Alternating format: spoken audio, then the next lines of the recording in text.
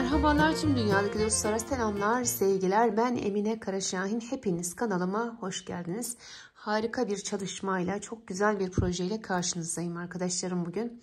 Görmüş olduğunuz gibi kendi masam için güzel bir runner çalışması yaptım. Şöyle bir şu şekilde de göstereyim size. Size videonun içerisinde tüm ayrıntılarını anlattım arkadaşlarım. Burada boncukların takımından püsküllerin takımına kadar her şeyi anlattım. Bakın bunu da şuraya düşünüyorum. Evet, bu küçüğü de burası için yaptım. Videoda sizinle bunu paylaştım. Bunu beraber yaptık sizinle. Ve tüm detaylarıyla her şeyi anlattım sizlere. Kaç model yapmışım onu paylaşayım sizlerle. 1, 2, 3, 4, 5, 6. Toplam yan yana 6 tane model yapmışım. Uzunluğuna 1, 2, 3, 4, 5, 6, 7, 8, 9, 10, 11, 12, 13, 14, 15, 16, 17, 18, 19, 20, 21, 22, 23. Toplam 23 tane boyu, 6 tane de eni var. Ve enim 50 santim. Benim yapmış olduğum runner'ın eni 50 santim. Boyu da 1 metre 40 santim kadar falan. Evet, bu şekilde bir çalışma yaptım. Bakın küçüğünü de karşıya koymak için iplik olarak hemen paylaşmak istiyorum arkadaşlarım. Şöyle göstereyim. Bakın, Sultan pamuk makreme. Özelliklerine de bakalım. 250 gramlık bir iplik ve 100 metre 2 milimlik bir kalınlığı var arkadaşlarım. Tığ olarak ise bunu yaparken 4 milimlik bir tığ kullandım. Şöyle yaklaştırayım. Şu an elimdeki iplik aynısı, yani aynı doku olarak, marka olarak aynı. Fakat bu biraz daha bej, biraz daha krem arkadaşlarım. Bu da kırık beyaz krem ama bu bakın biraz beje kayıyor şöyle. Bunun kağıdı yok elimde. Fakat şu marka içerisinde renklere bakabilirsiniz almak isterseniz. 2 milim koton makrome arkadaşlarım ve 4 milimlik de bir tığ kullandım. Toplam kaç tane ip gitti? Toplam 4 tane ip kullandım. Yani 250 gramdan hesap ederseniz 1 kilo kadar ip kullanmışım arkadaşlarım. Ben bu iki parça için. Evet. Görmüş olduğunuz gibi çok güzel oldu. Çok da çabuk bitti. Onu da söylemek istiyorum. Dediğim gibi ben size videonun içerisinde her türlü ayrıntıyı paylaştım. Fakat sizler sadece bakın, ben bunu runner yaptım. Ama her türlü projede kullanabileceğiniz çok şık bir model arkadaşlarım. Yani çok güzel bluzlarda olur. Yatak örtüleri olur. Perde olur. Aklınıza gelebilecek her yerde kullanabilirsiniz. Çok güzel, yapımı da çok hızlı. Çok hızlı ilerliyor. Dolayısıyla güzel bir çalışma oldu. Umarım beğenmişsinizdir. Beğendiyseniz beğen butonuna basmayı, yorum yapmayı, paylaşmayı da unutmayın lütfen. Hazırsanız başlayalım. Şimdi şu şekilde ipimi sabitleyerek başladım. 13'ün katları şeklinde zincir çekmemiz gerekiyor. 1,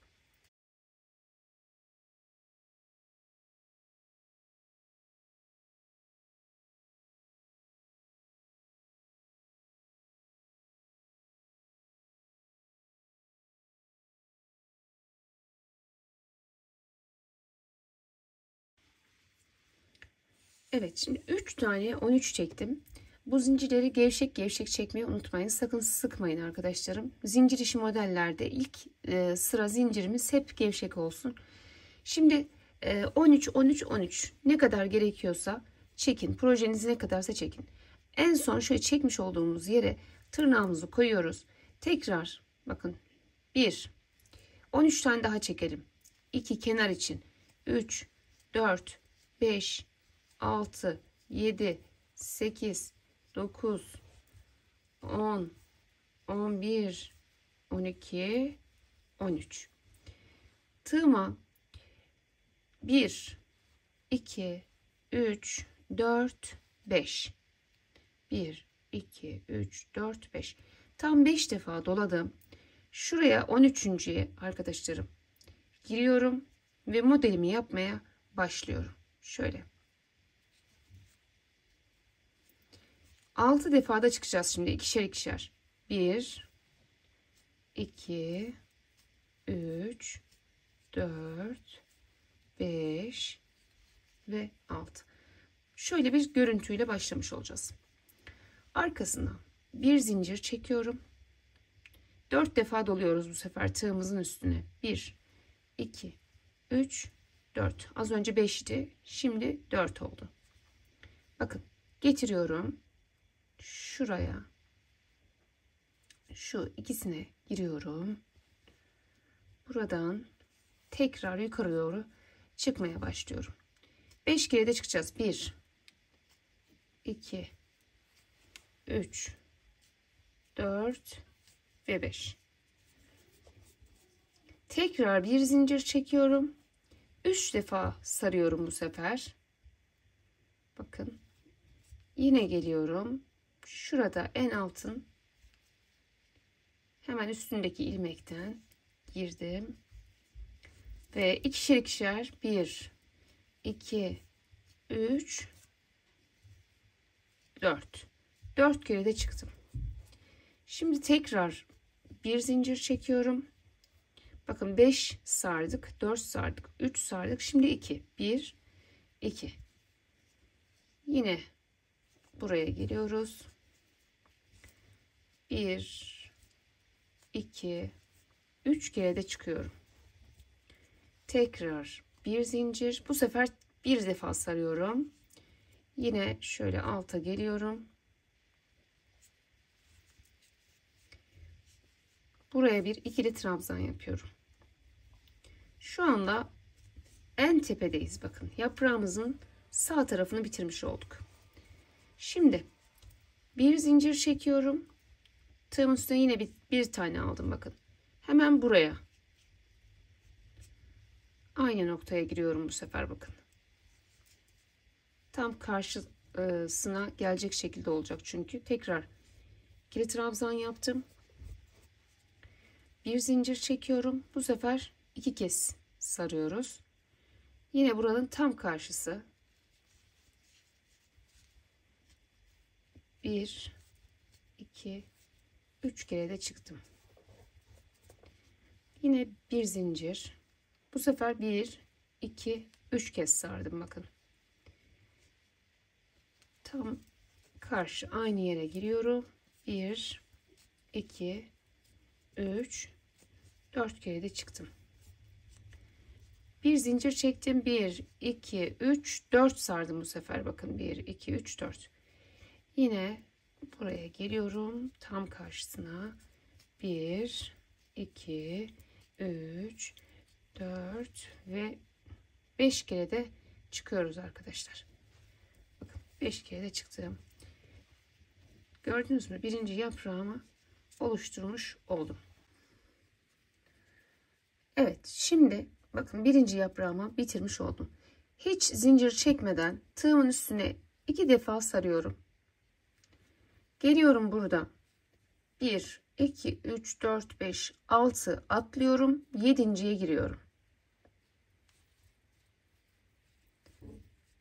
3 kere de çıkıyoruz. 1, 2 ve 3. Şöyle bir görüntü bakın. Şimdi tekrar bir yaprak daha başlıyorum. 5 kez sarıyorduk hatırlarsanız. 1, 2, 3, 4, 5. Geliyorum burada. 1, 2, 3, 4, 5, 6 atlıyorum. 7.'ye giriyorum. 1, ikişer ikişer 6 kere de çıkıyorum. 2,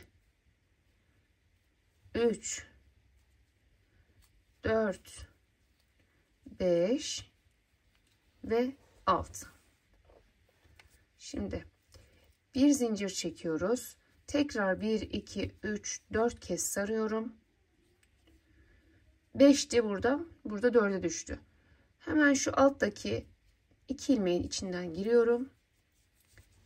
1, 2, 3, 4, 5. 5 kere de çıktım. Tekrar bir zincir çekiyorum. 1, 2, 3 kez sardım. Hemen bu alttan geliyorum. 1, 2, 3, 4 kere de çıktım. Bir zincir çektim. Bu sefer 2 sarıyorum. Yine hemen şöyle 2 ilmeğin arasından 1, 2, 3. Bir zincir. Evet, son olarak bir kez sardım. Geldim buraya. Bir ikili trabzan yaptım. 1, 2. Evet, şimdi bakın. Yaprağımın sağ tarafını bitirdim. Tam tepedeyim. Bir zincir çektim. Tekrar bir tane ip aldım. Tam buraya bakın. Geliyorum. Tam karşısına. Yine bir ikili trabzan yaparak dönüyorum. Şurası tam tepesi oluyor. Bir zincir çektim. Bu sefer 2 sardım. Bu tarafı yapmak daha kolay. Hepsinin tam karşısına aynı yere giriyoruz. Bir zincir çektim. Bu sefer 3 kez sarıyorum.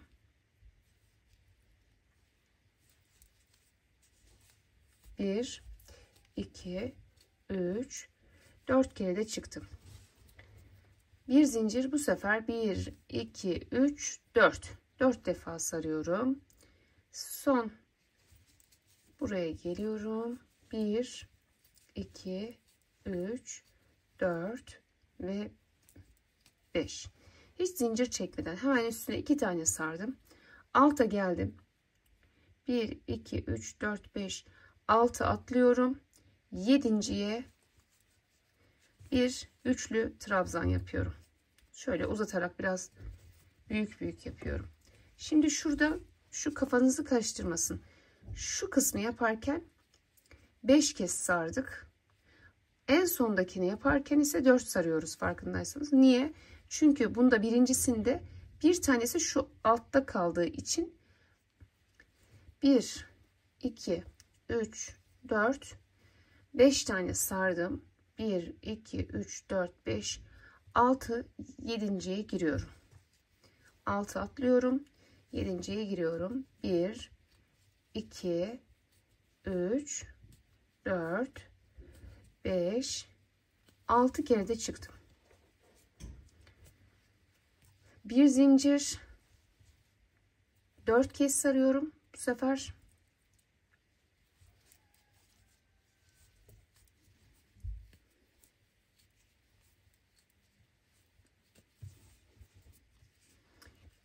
bir zincir, 1, 2, 3 sardım.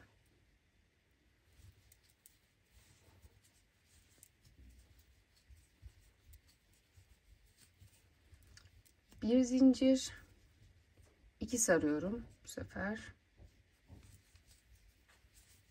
1, 2, 3. Bir zincir üstüne aldım. Buraya geliyorum. Bir tane ikili trabzan yaparak tam tepeyi oluşturuyorum. Bakın. Tekrar dönüyoruz. Bakın şimdi bir zincir, tekrar bir ip aldım. Aynı yerin tam karşısına bakın döndüm. Bir zincir, 2 sardım bu sefer.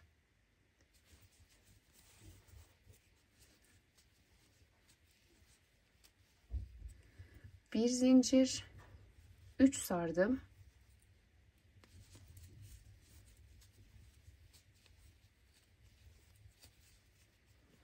Bir zincir, 1, 2, 3, 4. 4 sardım ve sonuncu yaprağımı yapıyorum şu anda. 3, 4 ve 5. Yine burada ne yapıyorum? 2 kez sarıyorum. Alttan sayıyorum. 1, 2, 3, 4, 5, 6, 7.'ye giriyorum. 1, 2, 3. Evet arkadaşım, şu sondaki ipliğimizi buradan sökerek kısaltabiliriz. Püsküle katabiliriz burayı. Yani birkaç tane fazla yapmanızda fayda var. Fazla olsun, keser çıkartırsınız ama eksik olmasın. Evet. Bu şekilde ben size 3 tane modelle göstermek istiyorum. Bakın yaprak kısmımız böyle, bu şekilde. Şimdi dönerken 11 tane zincir çekiyoruz. 1, 2, 3, 4, 5, 6, 7, 8, 9, 10, 11. Dönüyorum. Şimdi geliyorum burada, bakın nereye batıyorum? Tam ortaya. Şöyle bakın. Tam orta burası. Tam tepeye batıyorum. Bir tane sık iğne. 11 zincir çektim. Şimdi 6 zincir. 1, 2, 3, 4, 5, 6. Böyle geliyorum.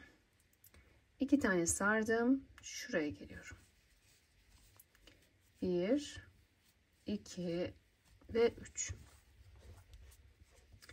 6 zincir. 1, 2, 3, 4, 5, 6. Bakın geliyorum buraya, şuraya ve bir sık iğne.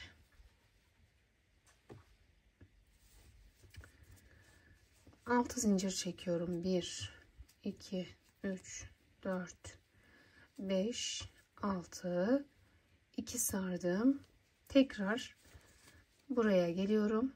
Bakın tam üstüne bir üçlü trabzan yapıyorum. Şu aralara devam ettiriyoruz. Bakın şöyle. Yine 6 zincir çekiyoruz. 1, 2, 3, 4, 5, 6 ve buradan geldim. Tekrar 6 zincir. 1, 2, 3, 4, 5, 6. 2 kez saralım yine.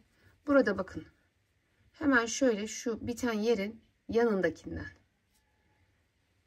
çektiğimiz zincirden şöyle 1, 2 ve 3. Bu şekilde girdik. Ve zincirli sıramızı da bu şekilde tamamlamış olduk. Şimdi tekrar yaprak yapmaya başlayacağız. Burada dönerken 5 zincir çekiyoruz. 1, 2, 3, 4, 5. Evet. Şimdi 5 zincirimizi çektik burada. 1, 2, 3, 4, 5. 5 kez sarıyoruz arkadaşlarım. Buraya tam tepeye bakın geliyoruz. Şöyle. Aynı şekilde 1, 2, 3, 4, 5 ve 6. Tekrar bir zincir çekiyorum. 2, 3, 4 kez.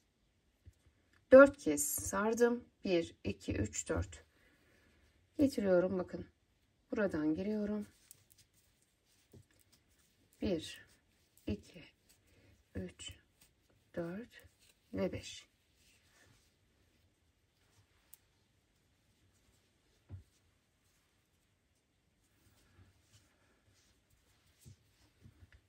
Tekrar bir zincir. Bu sefer 3 defa sarıyorum.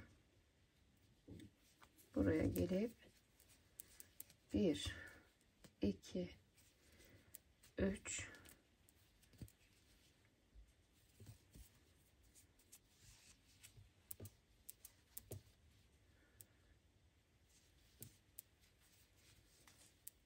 1, 2, 3, 4. 4 kere de çıktım. Bir zincir çekiyorum. Evet, 5, 4, 3, 2 sarıyoruz şimdi.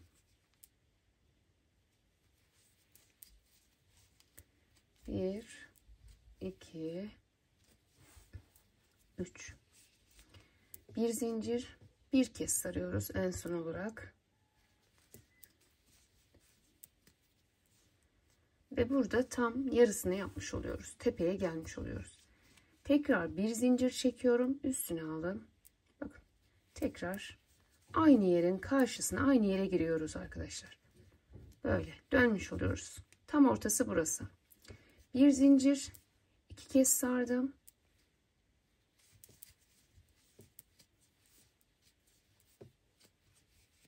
2 2 çıktım. Bir zincir, 3 kez sardım. 1 2 3 ve 4. Bir zincir, 4 kez. 1 2 3 4. Bakın 4 kez sardım en son ve son 1 2 3 4 5 kere de çıktık. Bakın birinci yaprağımı yaptım. Şimdi bakın, hiç zincir yok, 2 tane sardım. Hemen yine aynı yere, şurada üçlü trabzan yaptığımız yerin tepesine geliyorum. 1 2 3.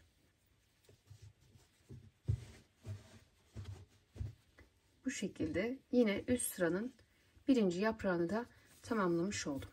Şimdi tekrar bakın, hiç zincir yok, 5 kez sarıyorum. 1 2 3 4 5 getiriyorum buraya. Yine 6 kere de çıkıyorum. 2 3 4 5 6.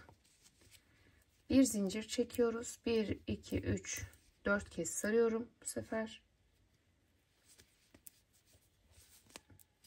1 2 3 4 ve 5. Bir zincir, 1 2 3 5 4, evet 3 saracağız. 3 kez sardım. 1 2 3 4. Bir zincir, 2 kez sarıyorum. 1 2 3. Bir zincir, bu sefer bir defa sardım. İkili trabzan yaptım. Tam ortadayım. Bir zincir, tekrar üstüne bir tane, tam karşısına geliyorum. Bir zincir, bu sefer 2 sarıyorum. Yaprağımızın diğer tarafına başladık. Bir zincir, 3 kez sarıyorum. İkişer ikişer çıkıyorum. Bir zincir, 1 2 3 4 kez sarıyorum. 1 2 3 4 ve 5. Şimdi yine bakın, 2 sarıyorum tığıma. Şöyle hemen alttaki üçlü trabzanın tepesine giriyorum. Tekrar bir üçlü trabzan yapıyorum.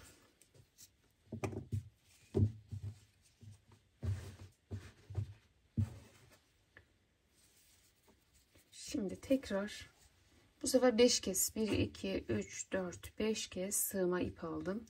Tekrar yine model için burada başlangıç yapıyorum. 3 4 5 6. Bir zincir çekiyorum. Bu sefer 4 kez sarıyorum. Evet, bu yaprağımızı kamera arkasına yapalım, gelelim. Evet arkadaşlarım, bakın kamera arkasında üçüncüsünü de yaptım. Şimdi yine burada hiç zincir falan çekmeden 2 kez sarıyorum. Geliyorum, burada 6 taneye atlıyorum. 7.'ye giriyorum. Bakın 1 2 3 4 5 6 atladım. Şurada 7.'ye giriyorum ve bir üçlü trabzan yaparak çıkıyorum. Şöyle. Tekrar yukarı çıkarken 11 tane zincir çekiyorum. 1 2 3 4 5 6 7 8 9 10 ve 11. Geliyorum. Bakın burada en tepeyi buluyorduk. Burası. Bir sık iğne. 6 zincir. 1 2 3 4 5 6. 2 kez sarıyoruz. Şu aradaki, bakın tam buraya tekrar batıyoruz. Hep yani sıralarımız hep aynı şekilde üst üste gelecek. Tekrar 6 1 2 3 4 5 6 zincir çektim. Yine burada yaprağımın, bakın tam ortaya Nereye batacağımız belli. Tepeye.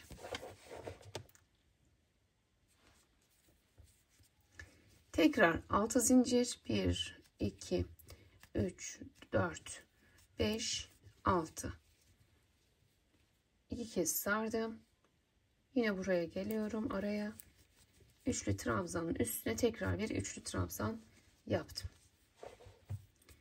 Tekrar 6, 1, 2, 3, 4, 5, 6. Getiriyorum. Tam buraya.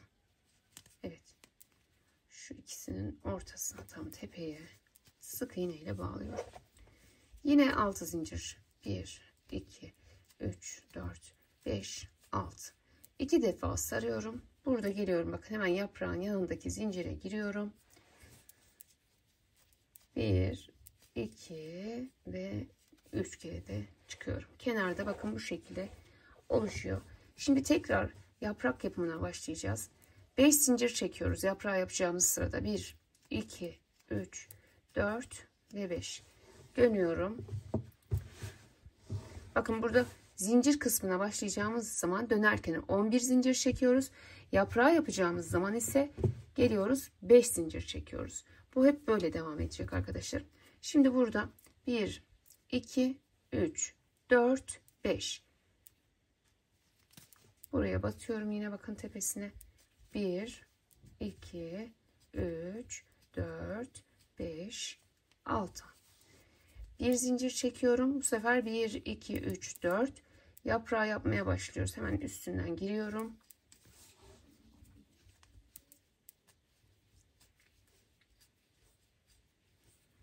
Evet, şimdi bu yaprağı kamera arkasına yapalım gelelim. Evet bakın bir yaprağı daha yaptım geldim arkadaşlarım. Şimdi yine ne yapıyorum? 2 kez sarıyorum. Şöyle getiriyorum. Daha önceki üçlü trabzanın tepesine tekrar 1, 2, 3. Bir üçlü trabzan yapıyorum. Gördünüz mü? Şimdi yaprak sırasına bu şekilde başladım. Tekrar bunu yaptıktan sonra 5 kez sarıyorum. 1, 2, 3, 4, 5. Getiriyorum. Tepeden yeniden yaprağımıza başlıyoruz. Şimdi sona kadar burada yaprakları yapalım. Sonda görüşelim arkadaşlar. 1, 2, 3. Aynı şekilde 3 tane yaprağımı bitirdim. Yine sondayım. 2 sarıyorum bakın. Burada ne yapıyorduk? 1, 2, 3, 4, 5, 6 atlıyoruz. 7.'ye giriyorum ve bir üçlü trabzan yaparak çıkıyorum. Tekrar şimdi zincirli kısma başlarken 11 zincir çekiyorum. 1, 2, 3, 4, 5, 6, 7, 8, 9, 10, 11. Çeviriyorum. Burada tam ortaya bir sık iğne ile bunu bağlıyorum. 6 zincir, 2 sar, gel yine araya aynı üçlü trabzanın üstüne bir daha yap. 1, 2 ve 3. Tekrar 6 zincir. 1, 2, 3, 4, 5, 6. Tam ortaya giriyorum. Bir sık iğne. Tekrar 1, 2, 3, 4, 5, 6. 2 sardım. Araya geliyorum.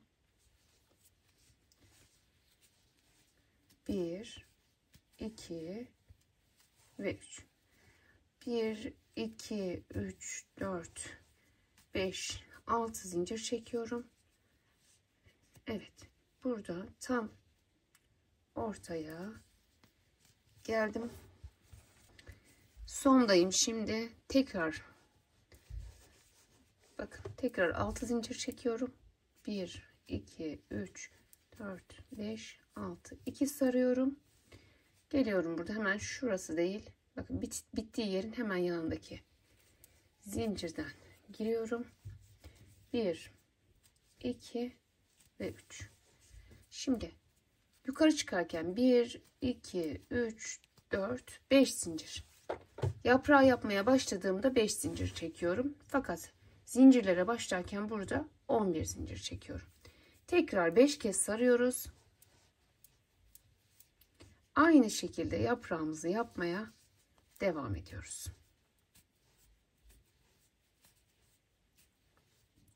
Yine yapraklarımızı bu sırayı kamera arkasında yapalım arkadaşlarım. Anlaşıldığını düşünüyorum. Bakın 3 sırada da gösterdim çünkü. Aynı şekilde yaprakları devam edelim. Evet. Son sıramızın yapraklarını da yaptım. Şimdi yine burada 2 tane sarıyorum. Şuradan sayıyorum. 1, 2, 3, 4, 5, 6 tane atladım. 7.'ye giriyorum. 1, 2, 3. Şimdi arkadaşlar ben şöyle zincirlerle başladım. Zincirlerle de bitireceğim. Fakat her iki tarafını da zincirsiz bu şekilde de bitirebilirsiniz. Bakın. Ve püskülleri şu uç kısımlara takabilirsiniz. Şimdi onu nasıl yapacaksınız? Şurayı çevireceksiniz. Burası bittikten sonra burayı çevireceksiniz. Bakın. Şöyle hemen hızlıca bir göstereyim.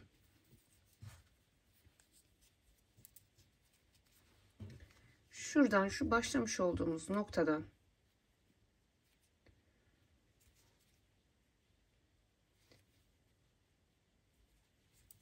şöyle ipimizi sabitleyeceğiz. Arkasından 5 zincir. 1, 2, 3, 4, 5 zincir çekeceğiz. 1, 2, 3, 4, 5 kez saracağız. Ve şu noktalara tekrar yapraklarımızı yapmaya başlayacağız. Bakın. Şöyle. 1, 2, 3, 4, 5, 6. Yine aynı şekilde şuraya geldiğimiz zaman üçlü trabzanı yapacağız. Ve görüntümüz bu şekilde olacak. Böyle de yapabilirsiniz. Şimdi ben şöyle zincir çekerek bitirmek istiyorum. Dolayısıyla da şimdi son zincirimi çekiyorum. 11 kez çekiyorduk hatırlarsanız. 1, 2, 3, 4, 5, 6, 7, 8, 9, 10, 11. Çeviriyorum. Yine tam ortaya bakın şu ikisinin ortasına sık iğne ile bağladım. Şimdi 6 zincir 1, 2, 3, 4, 5, 6, 2 sarıyorum. Şu araya geliyorum. Ve bir üçlü trabzan yapıyorum. Tekrar 6 zincir 1, 2, 3, 4, 5, 6 ve geliyorum tam ortaya sık iğne ile sabitliyorum. Bu şekilde bitireceğim ben. Evet 1, 2, 3, 4, 5, 6, 2 sardım. Yine araya geliyorum. 1, 2, 3. 1, 2, 3, 4, 5, 6 tane zincir çektim. Evet. Tekrar 6 zincir. 1, 2, 3, 4, 5, 6, 2 sarıyorum. Yine bakın yaprağımın hemen yanındaki zincirden girip 1, 2, 3. Evet.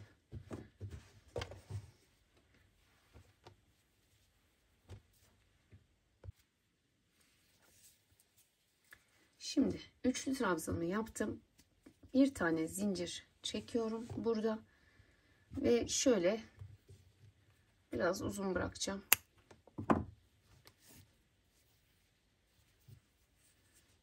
Evet. Şimdi bunu arkadaşlarım buhar verip arkasından rahatlıkla ütüleyebilirsiniz. Ben diğerini videonun başında gösterdiğim büyük parçayı o şekilde buhar vererek ütüledim. Önce bir şöyle buhar verip elinizle bir açın. Daha sonra da üstünden şöyle ütüyü gezdirin arka tarafından. Evet, rahatlıkla ütülenebilir bu iplik. Şimdi şu alt kısımlarına ne yaptım? Hemen onu da sizlerle paylaşmak istiyorum. Bakın şöyle isterseniz püskül de yapabilirsiniz. Ben püskül yapmadım. Şöyle ölçüsünü vereyim size. 32, 33. 33 santimlik iplikler ayarladım arkadaşlarım.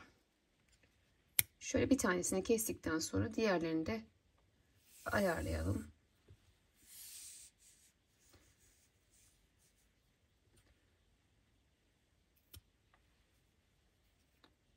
Evet, bu şekilde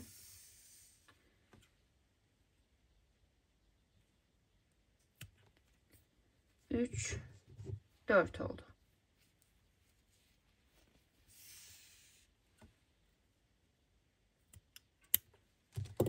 Bakın şöyle her birine dörder dörder, bir buradan, bir buraya, bir buraya. Yani toplamda mesela buraya kaç tane? 1, 2, 3, 4, 5, 6, 7. 4 kere 7, 28 tane bu şekilde iplik hazırlayıp geliyorum. Siz de kaç tane ise ona göre ayarlayın gelin arkadaşlarım. Şimdi arkadaşlarım bakın ben şöyle dörder dörder hazırladım. 33 santimlik 28 tane iplik hazırladım. Şimdi şöyle kamerayı koyalım. Bakın bunu şöyle tam olarak aynı hizada tutalım. Şöyle tam ortaya şöyle ayarlayalım parmağımızı. Daha sonra şuradan şimdi şöyle sayalım. 1, 2, 3, 4, 5, 6, 7. Şöyle 7.'ye yine getiriyorum. Buradan başlıyorum.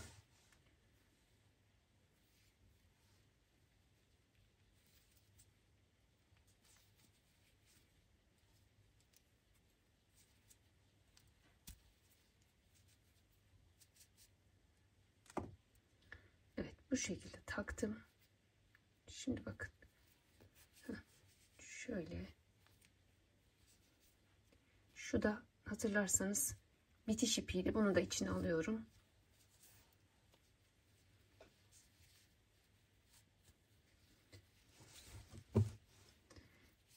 Bu şekilde olmazsa şöyle tek tek çekiyorum. Gördünüz mü? Geldi. Şöyle. Bakın. Birinciyi taktım. Şimdi şuraya diğer 4'ü takacağım.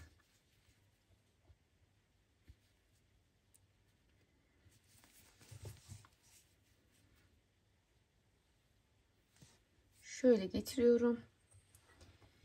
Yine diğer 4 taneyi tam olarak ayarladım. En son keseceğiz arkadaşlar. Uçlarında fazlalıkları keseceğiz. Bak şöyle tam ortalıyorum. Yine bu 4 taneyi buradan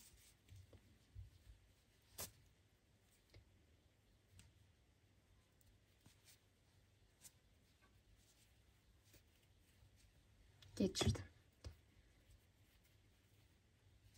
Şunu da aynı hizaya getirelim.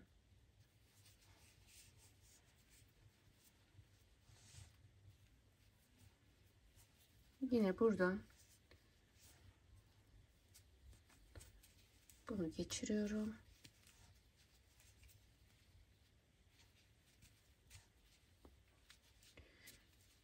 Evet, bu şekilde takıyoruz. Gördünüz mü? Böyle. Şimdi şuraya yapacağım. Bir kez daha göstereyim. Daha sonra kamera arkasına tamamını yapalım, gelelim. Şöyle tutuyorum.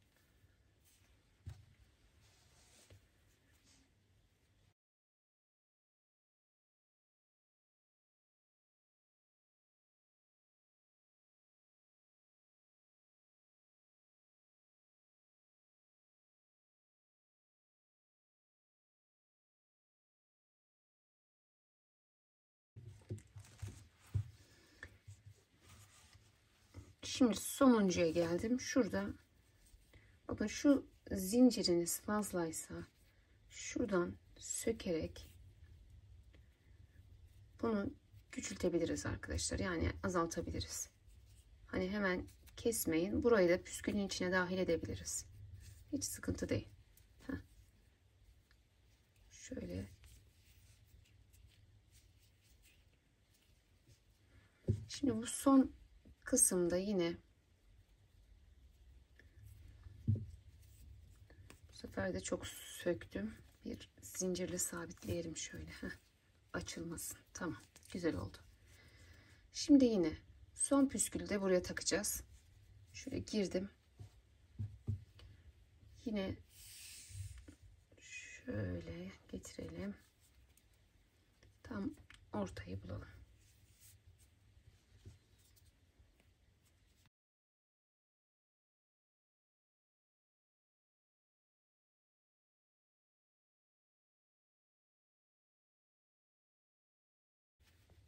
Bakın burada da tam böyle kapatamazsanız şöyle iplikleri tek tek çektiğiniz zaman nerede bir hani bolluk varsa geliyor arkadaşlarım. Şöyle bakın. Şöyle. Gördünüz mü? Bu şekilde üşenmeyin. Tek tek hepsini yapmış olduk. Bakın. Güzel. Şimdi şu diğer tarafı da kamera arkasında yapalım. Buradan da giriyoruz. Buradan da 7.'yi bulup giriyoruz. Aynı şekilde. Şimdi ben her iki tarafı da size gösterdiğim şekilde taktım. Şu şekilde boncuklar kullandım. Şimdi bu kaç milim diye soracaksınız. Hemen ben size milimini de vereyim arkadaşlar. Şöyle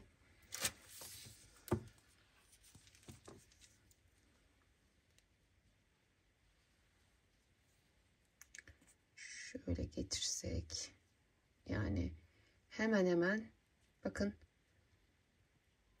1 santimi geçiyor büyüklüğü. Şöyle şurası 1 santim desek yani 1 santim 2 milim falan büyüklüğünde. Şöyle bakın.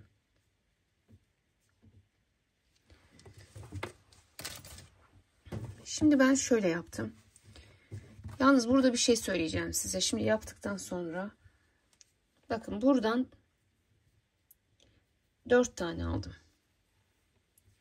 Bu taraftan da 4 tane aldım. Bu 4 taneyi şöyle birleştirdim.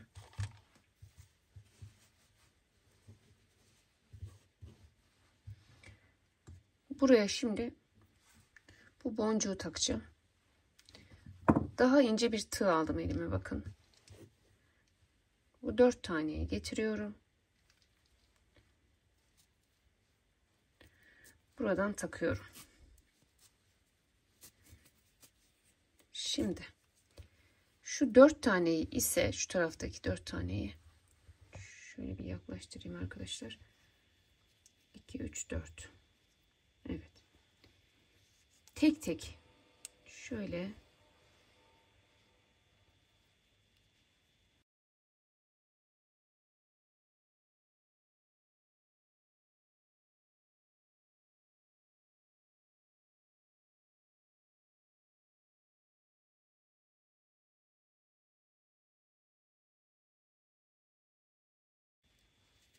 dört oldu.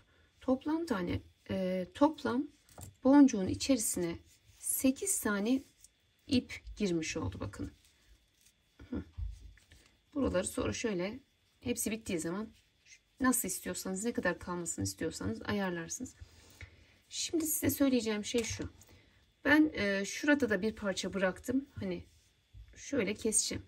Fakat şu parçanın burada böyle kalmasını istemiyorsanız, sadece burası böyle olsun istiyorsanız, buraya 4 tane ip taktık ya. Hani hepsine 4'er taktık. Buraya 2 tane takın. 2 taneyi zaten katladığınız zaman 4 tane olur. Direkt bunun içine girer. Burada böyle bir görüntü olmaz. Bakın şurası şu şekilde gözüküyor arkadaşlar. Her birine 4 takıyoruz. Şu başlara 2 takın. Eğer burada böyle bir yanında bir şey istemiyorsanız bakın. Bence şu şekilde daha güzel. Ben birinci hiç düşünmeden böyle yapmıştım. O yüzden sökmek istemedim. Aynı şekilde devam ediyorum. Ama dediğim gibi sizler 2 buraya takarsınız. 2 diğer tarafa, ve hepsinin tamamını buraya alır. Burayı böyle bırakırsınız arkadaşlar. Böyle. Umarım anlatabilmişimdir. Şimdi şuradaki 4 ve buradan 4 tane yine alıyorum. Bakın şöyle bir tane daha boncuk alalım. Şu 4 taneyi bir alalım buraya. Şimdi şuradan 4 taneyi de yine bakalım şöyle 2 tane almaya çalışalım.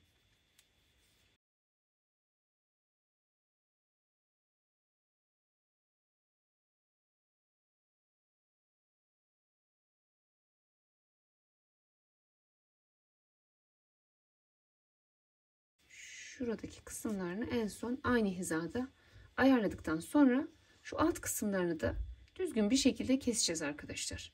Ben daha diğer büyüğünü de kesmedim. Ama şöyle bir yerleştirip üstüne cetvel koyup kalan kısmı da kesebilirsiniz. Veyahut da bir bant yapıp uç kısmını da kesebilirsiniz. Her şekilde ayarlayabilirsiniz. Şimdi yine 4 buradan 4 tane de buradan alıyorum ve bir tane daha boncuk.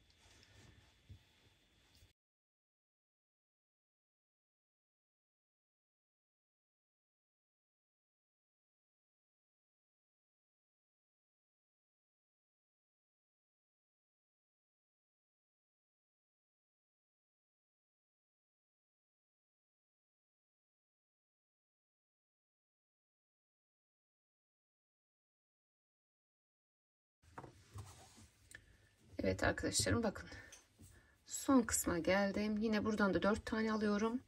Sadece 4 tane olsaydı, yani buraya 2 tane ip takmış olsaydık buraya ve baş tarafa, şuraya aldığımız zaman burası olmayacaktı. O yüzden başa ve sona 4 değil 2 takalım. Şurası olmasın arkadaşlarım. Şöyle daha düzgün duruyor.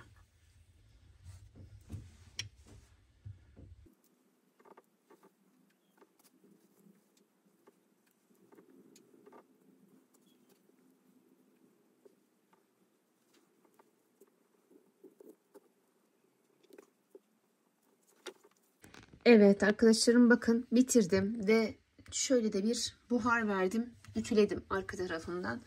Şöyle püsküllerini de ütüleyelim. Ve dediğim gibi şu alt kısımlarını aynı hizada keselim arkadaşlar. Evet, umarım videom anlaşılır olmuştur.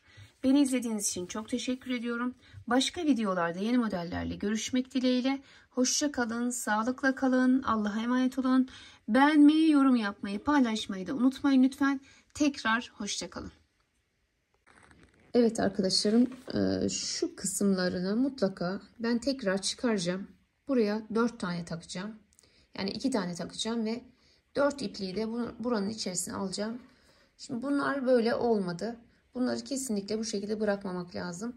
Zaten 1, 2, 3, 4 tane, burada 4 de diğerinde 8 tanesi yeniden söküp 4 iplik yerine 2 ipliği takıp şu olayı kaybedeceğim. Bakın. Görüntü şöyle olsun. Şurası gözükmediği zaman bakın daha güzel gözüküyor. Bunu yapmak lazım. Bu şekilde olmadı. Güzel durmadı çünkü. Evet. Ben bunu yapacağım inşallah. Tekrar hoşça kalın.